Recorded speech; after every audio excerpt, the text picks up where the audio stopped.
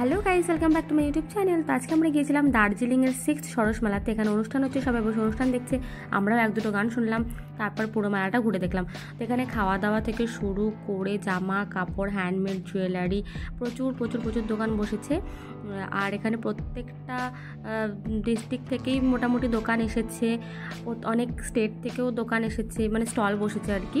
আর এখানে এত সুন্দর সুন্দর জিনিস না, সত্যি এই সুন্দর সুন্দর জিনিসগুলো সুন্দর সুন্দর ঘরেই মানাবে। আর আমাদের অত ভালো বাড়ি নেই, অত সুন্দর ঘরও নেই, তাই আমি এখান থেকে সত্যি জিনিস কিনতে চাইলেও কিনতে পারি না।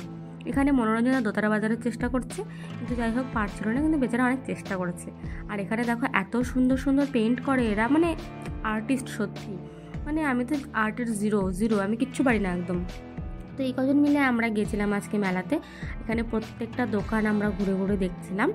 দোকানে কিছু কিনি না কিনি, কিন্তু মেলাতে সত্যি বলছি ঘুরে দেখতে কিন্তু ভীষণ ভালো লাগে। আর এখানে এই কাপগুলো ভীষণ সুন্দর ছিল। আমি এখান থেকে দুটো কাপ নিয়েছি, সেটা আমি ভিডিও করতে ভুলে গেছি। আর তারপরে শেষে মাথার ব্যান্ডটা কিনলাম, কিনে আমরা এখান থেকে বেরিয়ে পড়লাম। এখন যাবো কিছু খাওয়া দাওয়া করতে। তো এখন রাস্তা দেখতেই পাচ্ছে, এত কুয়াশা, প্রচুর ঠান্ডা ছিল সেদিনই। তারপরে এই দোকানে আমরা চলে আসলাম খাওয়ার জন্য, কুলহার পিৎজা। তো এখানে গল্প করছিলাম যে, মানে মনোরঞ্জনদা বলছিল যে ভুট্টাগুলো ওরা নাকি গ্রামে গরুকে খাইয়ে দেয়, ফেলে দেয়, আর এখানে এত কস্টলি, মানে কত দাম দিয়ে আমাদের কিনে খেতে হয়। তারপর এখানেই খেতে খেতে আমরা কিছুক্ষণ আড্ডা মারলাম। তো আমাদের সানডেটা কিন্তু এভাবেই কাটলো। তোমাদের কেমন লাগলো ভিডিওটা জানিও, আর ভালো লাগলে অবশ্যই সাবস্ক্রাইব করে দিও। টাটা।